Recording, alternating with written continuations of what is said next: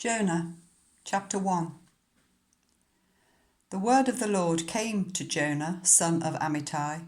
Go to the great city Nineveh and preach against it, because its wickedness has come up before me. But Jonah ran away from the Lord and headed for Tarshish. He went down to Joppa, where he found a ship bound for that port. After paying the fare, he went aboard and sailed for Tarshish to flee from the Lord.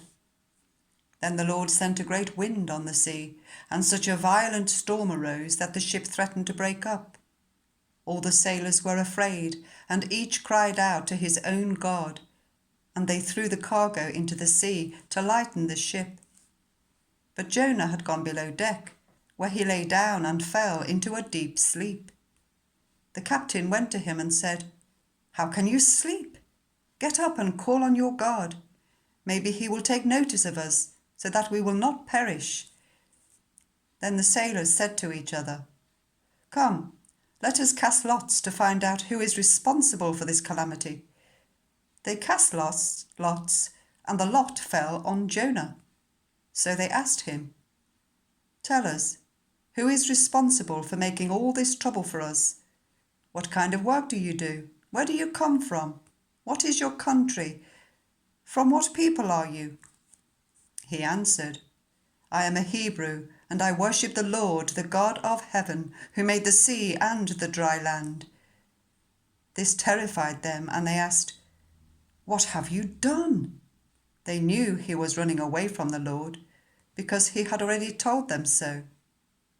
The sea was getting rougher and rougher, so they asked him, "What do we do to you to make the sea calm down for us?" "Pick me up and throw me into the sea," he replied, "and it will become calm. I know that it is my fault that this great storm has come upon you."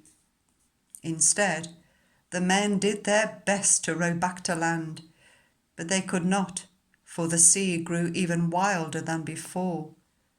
Then they cried out to the Lord, "Please, Lord, do not let us die for taking this man's life. Do not hold us accountable for killing an innocent man, for you, Lord, have done as you pleased." Then they took Jonah and threw him overboard, and the raging sea grew calm. At this the men greatly feared the Lord, and they offered a sacrifice to the Lord and made vows to him. Now the Lord provided a huge fish to swallow Jonah, and Jonah was in the belly of the fish 3 days and 3 nights.